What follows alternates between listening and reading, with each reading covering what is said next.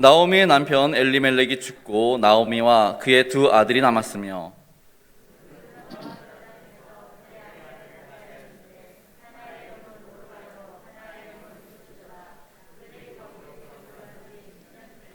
말론과 기�la온 두 사람이 다 죽고 그 여인은 두 아들과 남편의 뒤에 남았더라. 계속해서 4장 13절로 22절까지의 말씀을 또 함께 교독하시겠습니다. 이에 보아스가 룻을 맞이하여 아내로 삼고 그에게 들어갔더니 여호와께서 그에게 임신하게 하심으로 그가 아들을 낳은지라.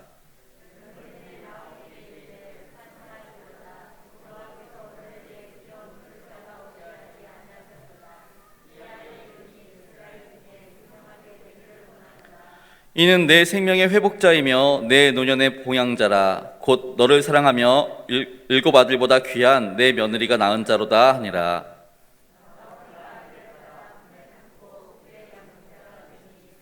그의 이웃 여인들이 그에게 이름을 지어주되 나오미에게 아들이 태어났다 하여 그의 이름을 오벳이라 하였는데 그는 다윗의 아버지인 이새의 아버지였더라.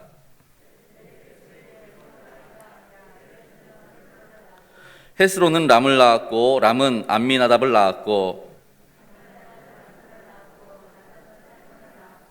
살몬은 보아스를 낳았고 보아스는 오벳을 낳았고 오벳은 이새를 낳고 이새는 다윗을 낳았더라. 아멘. 오늘 룻기의 말씀을 보시면은 우리가 방금 1장 처음 부분과 4장 마지막 부분을 함께 읽었습니다. 근데 1장에서는 어때요?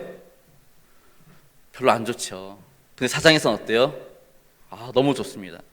그래서 한마디로 말하면은 우리 본문 1장에서는 슬픔의 눈물을 보게 되죠. 하지만 4장에서는 기쁨의 웃음을 볼 수 있게 됩니다. 1장에서는 불안하고 방황하고 두려운 모습들을 발견하게 되지만 4장에서는 안전한 삶의 모습들을 발견할 수 있습니다. 1장에서는 고독과 외로움, 이별이 있지만 4장에서는 결혼과 출생이라는 새로운 시작과 행복한 교제가 있는 것을 보게 됩니다. 1장에서는 저주받은 인생을 볼 수 있지만 4장에서는 축복받은 인생을 또 볼 수 있습니다. 1장은 장례식으로 시작을 하게 됐죠. 하지만 4장은 신혼과 새로운 생명으로 시작하고 있는 것을 또 볼 수 있습니다. 1장에서는 비참히 버려진 무명의 사람들을 만나게 되지만 4장에서는 이스라엘 역사의 무대에 화려하게 등장하는 하나님의 사람들이 가득 나타나는 것을 보게 됩니다. 1장과 4장 왜 이렇게 큰 차이가 날까요? 룻기가 되게 막 이사야처럼 막 66장, 막 시편처럼 150편 이런 거 아니고 단지 4장밖에 없습니다. 전체 절수로는 85절. 그러니까 한 장의 평균 21절이 있는 겁니다. 그런데 이 짧은 절수의 짧은 장에 1장과 4장이 너무 큰 차이가 납니다. 우리가 이 시간 도대체 중간에 이 룻기라는 이 책에 처음과 끝이 이렇게 다른 이유 도대체 뭐였을까? 그 과정들을 좀 살펴보면서 룻기를 좀 보려고 합니다. 오늘 소망을 잃고 방황하는 나오미와 룻을 통해서 밑바닥 인생도 넉넉하게 역전시키는 하나님의 역사를 보실 수 있는 저와 성도님들 되실 수 있기를 바랍니다. 우리가 룻기를 통해서 꼭 기억해야 될 것, 우리 인생의 흉년으로 인해서 정말 처절하도록 정말 처참한 그러한 상황 속에서도 하나님의 섭리는 계속 되어지고 있다는 사실을 우리는 믿을 수 있어야 한다는 것입니다. 하나님께서는 우리를 향한 계획이 있습니다. 그리고 그 계획은 우리의 모습이나 형편 또 상황이나 조건에 관계없이 지금도 진행 중이라는 것입니다. 물론 우리가 하나님의 그 계획과 목적, 그 뜻을 알지 못해서 좌충우돌하죠. 여기 가서 쿵, 저리 가서 쿵, 이게 아닌가 보다. 힘든 인생을 살 때가 있습니다. 하지만 그럼에도 불구하고 합력하여 선을 이루신 하나님께서는 그 모든 어려움들을 이끌고 가시는 거죠. 그리고 마침내 하나님의 계획, 하나님의 목적을 이루어 가시는 것들을 보게 되더라는 것입니다. 그럼 어떻게 이러한 일들이 가능하느냐? 사실 우리가 우리의 인생에 흉년과도 같은 어려움, 누가 그 어려움을 만나고 싶습니까? 그런데 이 어려움은 어느 날 갑자기 우리를 찾아오게 됐죠. 가장 가까운 예로 코로나 바이러스가 그렇지 않습니까? 누가 코로나 바이러스를 꿈이나 꿨습니까? 기대를 했습니까?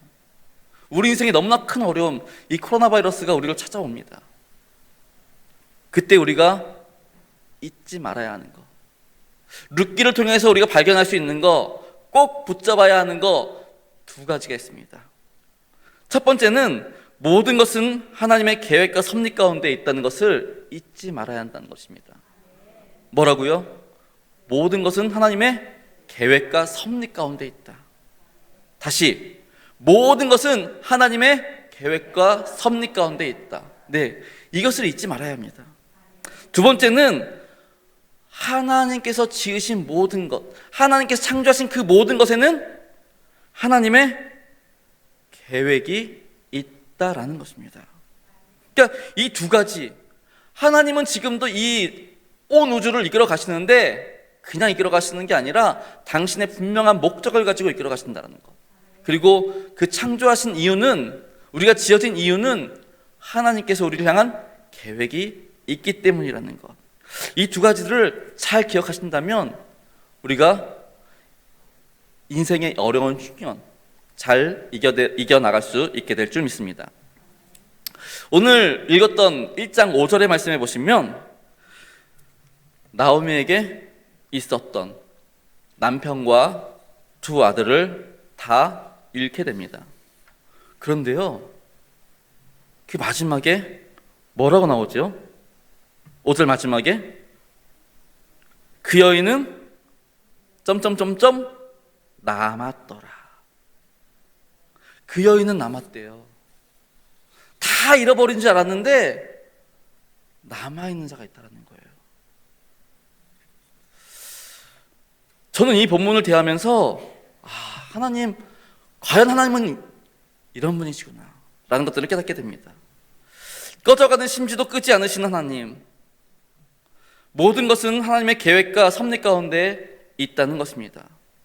그리고 하나님께서 지으신 모든 것에는 존재하는 이유와 또 목적이 있다는 것이지요. 하나님께서는 지금 엘리멜렉, 이 가정을 통해서, 나오미, 이 가정을 통해서 하나님의 위대하신 역사를 이루어 가시려고 계획하고 계셨습니다. 그게 뭐지요? 다윗 왕과 예수 그리스도라는 놀라운 하나님의 계획이 있었다라는 거지요. 그렇기 때문에 이 가정을 어떻게든지 살리려고 했다라는 것입니다. 그런데 그 하나님의 계획을 알 수 없었던 이 엘리멜렉과 나오미는 어떻게 하죠? 흉년이 찾아오니까 베들레헴, 하나님이 약속의 땅 베들레헴을 뒤로 한 채 모압 땅으로 이주하는 모습을 보게 됩니다. 만약 엘리멜렉과 나오미가 하나님의 이 놀라운 계획, 우리 가정을 통해서, 우리 가문을 통해서 하나님의 놀라운 역사들이 계속되어질 거야, 이걸 알았다면 아마 그럴 겁니다. 내가 알았으면 이주했겠어, 모압으로? 우리 다 그렇게 얘기하지 않나요? 내가 알았으면 그랬겠어? 아무튼 하나님께서는 엘리멜렉과 나오미의 가정을 통해 놀라운 하나님의 계획을 이끌어 가시려고 작정하셨는데 그들은 모압 땅으로 이주하더니 다시 베들레헴으로 돌아올 생각을 안 합니다. 그러니까 하나님이 어떻게 해요? 엘리멜렉을 쳐버려요. 그러면 남편을 잃었으니까 나오미는 어떻게 해야 돼요? 두 아들을 데리고 베들레헴으로 돌아와야 되는데 뭐 해요? 이 두 아들을 모압 여자와 결혼을 시켜버려요. 왜? 그 땅에 살려고. 우리도 그런 거 있잖아요. 우리가 그 나라의 시민이 되기 위해서 가장 좋은 방법이 뭐예요? 그 나라 시민과 결혼하면 됩니다. 지금 나오미가 한 게 그거예요. 남편도 이러는데 다시 베들레헴 가면 뭐해? 그냥 이 땅에서 살지 뭐. 그러고 두 아들을 결혼시켜 버리는 거죠. 남편의 죽음으로 나오미와 두 아들은 자신들의 잘못을 깨닫고 돌아와야 했지만 하나님 또 그러길 원하셔서 그러한 방법들을 취하셨는데 여전히 깨닫지 못했던 나오미와 두 아들, 결국 두 아들마저 잃게 되는 불상사를 겪게 됩니다. 하지만 하나님께서는 당신의 계획을 이루시기 위해서 누구는 남겼다고요? 그 여인은 남겨두셨다는 겁니다. 그게 오늘 본문에서는 나오미, 그리고 또 누구지요? 룻이라는 여인이 되는 것입니다. 하나님께서는 어떻게든 이 가정이 베들레헴으로 다시 약속의 땅으로 돌아와서 하나님의 계획을 이루어가기를 원하셨다는 것을 우리는 알 수 있습니다. 마침내 남편과 두 아들 잃은 나오미 어떻게 하죠? 이제 두 손 들고 나오는 거죠. 모압에서 이제 더 이상 나는 모압에서 살 수 없어. 그리고 베들레헴으로 향합니다. 우리 찬양 기억나는 찬양 없나요? 저는 이 말씀 묵상하면서 우리 예전에 막 정말 회개하면 나올 때 전부여 의지 없어서 손 들고, 아마 나오미의 심경이 이러한 마음이 아니었을까. 하나님, 이제 그냥 다 버렸어요. 그냥 손 들고 갈게요. 항복하고 갈게요. 하나님, 나를 하나님 마음대로 써주십시오 라는 마음으로 돌아오지 않았을까. 그러면서 하나님마저 외면하시면 나 이제 어디 갑니까? 그냥 하나님만 바라볼게요. 그러고 돌아왔을 겁니다. 그때부터 시간이 지나가기 시작합니다. 어떤 시간이? 하나님의 시간이. 그동안에는 모압에서 있었던 그 10년은 하나님한테 아무 의미 없는 그런 시간입니다. 그래서 우리가 좀 볼 수 있는 게 룻기 1장 1절로 5절까지 되게 짧잖아요. 5절밖에 안 되잖아요. 근데 이 5절이 몇 년이에요? 10년. 10년의 세월을 그냥 5절로 끝내버려요. 근데 그 이후에 나오미와 룻의 대화가 훨씬 더 길어. 10몇 절이 돼요. 왜? 이게 더 중요하거든. 누구에게 있어서? 하나님께 있어서. 하나님께 돌아오는 그 순간 하나님의 계획이 시작되어지고 하나님의 시간이 흘러가기 시작했다는 것을 오늘 룻기는 우리에게 보여주고 있다는 것입니다. 그래서 인생의 흉년, 즉 우리가 인생에서 어려움을 만났을 때 하나님의 사인은 거기서 멈춰, 스톱, 이게 아니라는 겁니다. 스톱이 아니면 뭘까요? 유턴, 돌아서. 그쪽이 아니야. 다시 가던 길에서 돌아서서 어디로? 하나님을 향해서. 세상을 향해서가 아니라 하나님을 향해서, 하나님의 계획을 향해서, 하나님의 목적을 향해서 돌아서라는 뜻이라는 것입니다. 내 목적, 그리고 내 뜻을 이루기 위한 발걸음에서부터 하나님의 뜻을 이루기 위한 발걸음, 그렇게 방향을 바꾸라는 그러한 의미라는 것이지요. 그러니까 지금 우리 인생에 어려움들이 있죠. 아까 말했던 인생의 흉년, 코로나와 같은 흉년, 이러한 일을 만났을 때 뭐 하라고요? 그동안 우리의 발걸음이 너무 세상에 유익한 것들, 세상에 좋은 것들을 따르다가 세상을 향한 발걸음들을, 세상을 향한 마음들이 너무 많았던 것들이 있다면 다시 점검해야 됩니다. 내가 하나님보다 세상을 더 좋아했던 것들이 있었구나. 다시 한번 점검하고 어디로요? 나를 향한 하나님의 계획을 발견할 수 있도록 하나님을 향한 발걸음으로 옮겨가실 수 있기를 바랍니다. 아까도 말씀드렸지만 그렇게 하나님을 향해서 발걸음을 옮겼을 때 하나님의 시간은 다시 작동하게 되는 거죠. 나를 향한 하나님의 계획, 그 계획의 시간들이 다시 움직이기 시작합니다. 헬라어로는요, 우리 성경에 보면 헬라어 신약 성경은 이제 헬라어로 되어 있는데 이 헬라어로도 시간은 두 가지의 단어가 있습니다. 첫 번째는 크로노스라는 단어입니다. 한번 따라해 볼까요? 크로노스. 이 크로노스라는 시간은 모든 사람들에게 똑같이 적용되는 시간이에요. 하루는 24시간, 1년은 365일. 이거는 온 인류 다 똑같아요. 달라지지 않아요. 이거는 그냥 크로노스라는 거예요. 그런데 이 크로노스 말고 또 다른 단어가 있습니다. 카이로스. 따라할까요? 카이로스. 카이로스는 뭐냐면 똑같은 시간이긴 한데 그냥 흘러가는 시간이 아니라 특별한 시간. 성경에서는 하나님의 시간, 하나님이 개입하는 시간, 하나님의 때, 이런 것들을 말할 때 카이로스라고 이야기를 한다는 것이죠. 다시 말하면 나오미와 룻, 이렇게 나오미 가정이 엘리멜렉이 10년 동안 모압에서의 삶은 그냥 크로노스의 삶입니다. 아무 의미 없는. 그런데 그들이 돌아오기를 결단했을 때, 그리고 베들레헴으로 올 때 하나님의 개입이 시작되는 거죠. 카이로스의 삶을 살아가게 되더라는 것입니다. 그래서 그동안 하나님이 그 가정을 위해서 계획하고 준비해 놓으셨던 것들이 하나도 이루어지지 않고 있었다가 이제 돌아오니까 어떻게 해요? 그 계획들을 하나하나 이루어 가시는 것들을 보게 됩니다. 계속해서 룻기를 보면은요, 우연이라는 단어가 참 많이 등장해요.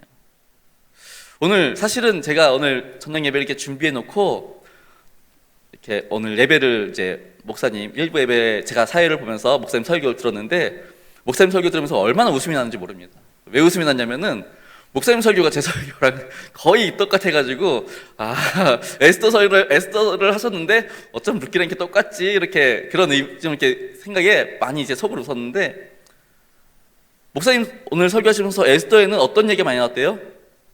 왜 하필이면?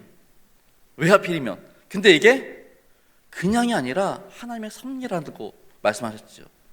똑같습니다. 룻기에서는 우연을 가정한 하나님의 섭리를 보게 됩니다. 룻이 시어머니 나오미와 함께 베들레헴으로 옵니다. 근데 먹을 게 없잖아요. 룻이 나오미한테 제가 나가서 먹을 것 좀 구해올게요 하고 나갑니다. 그런데 우연히 어디로 가요? 보아스의 밭으로 갔어요. 그리고 우연히 보아스의 밭에 갔는데 또 우연히 그 시간에 누가 지나가요? 보아스가 지나가요. 근데 또 우연히 보아스가 누굴 봐요? 룻을 보게 돼요. 저 여자 누구지? 이게 그냥 되는 게 다 우연이 있잖아요. 우연히 누가 대놓고 이렇게 봐요? 아니잖아요. 그냥 봤는데 있어. 그냥 갔는데 그 자리야. 이렇게 룻기를 읽다 보면은 우연히 이루어지는 것들을 보게 돼요. 근데 이 성경 저자가 일부러 이렇게 꾸며놓는 거예요. 우연히 연속되면 뭐예요? 필연.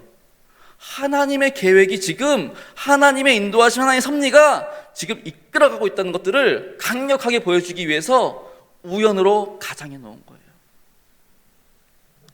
아니, 그 밭에, 보아스의 밭에 수많은 사람들이 와서 지금 이삭 죽고 있는데 왜 하필이면 룻이 눈에 보여? 그렇죠? 정말 우리는 우연이라고 말하지만 하나님은 아니, 내가 보아스에게 보게 했어. 그런 것들을 보게 되더라는 겁니다. 그렇게 하나님 안에서는 어느 것 하나도 우연이란 있을 수 없다라는 것이죠. 우리 하나님은 우리의 머리털 하나까지도 세시는 바 되시는 분이십니다. 참새 한 마리도 하나님의 뜻이 아니면 땅에 떨어지지 않는다고 성경은 말씀하고 있는 것을 볼 수 있습니다. 하물며 십자가의 피값으로 구속하신 하나님의 자녀들에게 어떻게 우연이 있을 수 있습니까? 모든 것은 하나님의 섭리, 하나님의 계획과 목적 가운데 이루어지고 있음을 우리는 믿을 수 있어야 한다는 것입니다. 아무튼 은혜를 사모했던 룻에게 하나님의 은혜로 인도함 받게 되는 것들을 또한 보게 됩니다. 은혜를 갈망하던 룻, 하나님은 그녀를 인도하시고 여호와 이레로 준비해 주십니다. 아까 말씀드린 대로 룻이 벼이삭을 주스러 갔다가 보아스를 만나게 되죠. 그리고 보아스로부터 정말 세상이 줄 수 없는 위로를 얻게 됩니다. 우리 성경책 보고 계신다면 룻기 2장 한 11절 한번 같이 볼까요? 룻기 2장 11절. 룻기 2장 11절 우리 함께 읽겠습니다. 시작. 내 남편이 죽은 후로 내가 시어머니에게 행한 모든 것과 내 부모와 고국을 떠나 전에 알지 못하던 백성에게로 온 일이 내게 분명히 들렸느니라. 보아스가 지금 룻에게 이렇게 얘기해 주는 거예요. 이방 여인이에요. 아무도 상대하지 않아요. 근데 보아스가 룻에게 내가 다 들었어, 이렇게 얘기해 주는 거예요. 사실 룻의 마음을 누가 알아주지요? 자기 고향 모압 땅 버리고 부모님 더 이상 볼 수 없고 다 내려놓고 그냥 혈혈단신 시어머니 나오미고 따라옵니다. 그러면 시어머니 나오미가 돈이 많아가지고 뭐 이렇게 잘해줍니까? 그것도 아니에요. 언제 죽을지 몰라요. 내가 다 봉양해야 돼. 그런데 정말 모든 거 다 내려놓고 포기하고 그냥 시어머니 따라옵니다.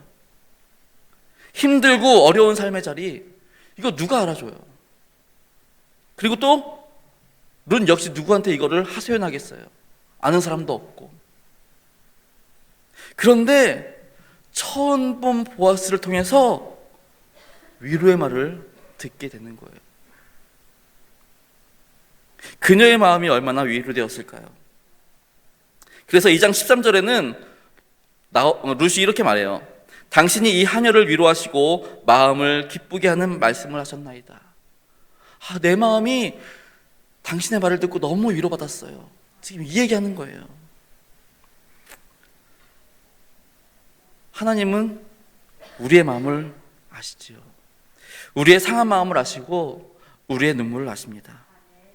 우리의 신음소리까지 들으신 하나님께서는 오늘도 우리를 찾아오셔서 알아, 네 마음 다 알아, 이렇게 말씀해 주시는 분이세요. 내 슬픔 내가 다 알아.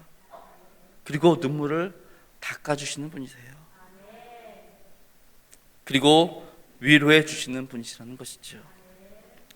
사랑하는 성도 여러분, 하나님의 섭리 가운데 거하시며 이러한 하나님의 위로를 경험하실 수 있기를 바랍니다.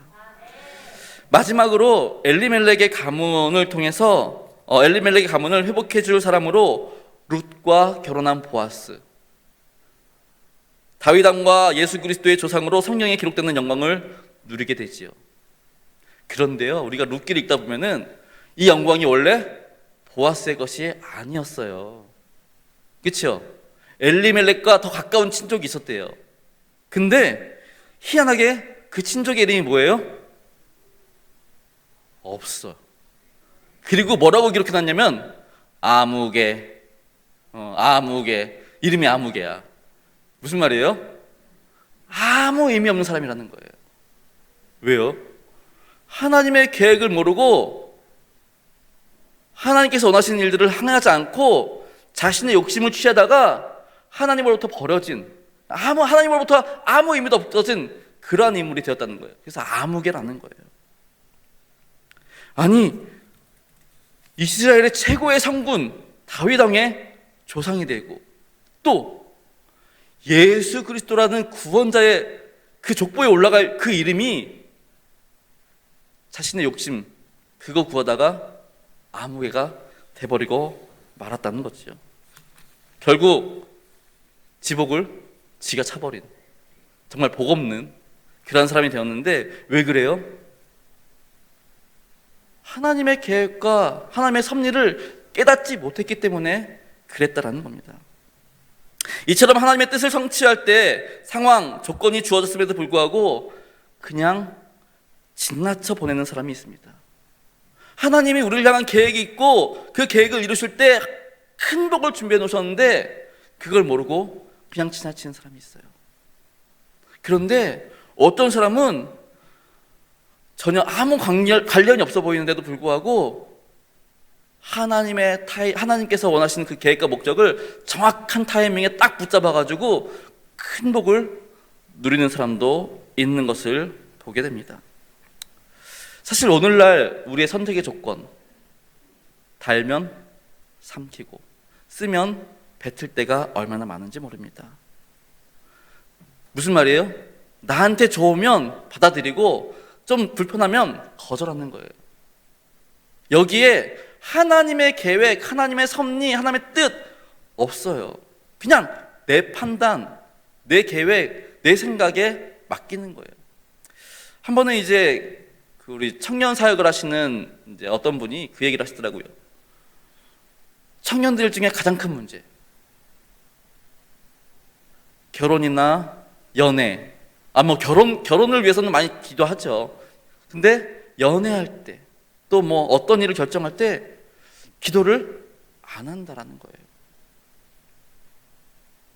그러니까 실제로 하나님의 계획과 뜻을 묻기보다는 저 남자 마음에 들어, 저 여자 마음에 들어, 저 남자랑 살면 저 여자랑 살면 행복할 거야, 내 판단이 앞설 때가 너무 많다라는 거예요.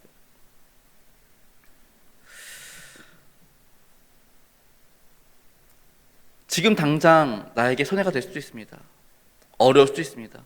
그러나 우리가 먼저 하나님의 뜻을, 하나님의 계획과 섭리를 알아가신다면 장차 그 뒤에 하나님께서 예비하신 큰 복을 누리게 될 줄 믿습니다.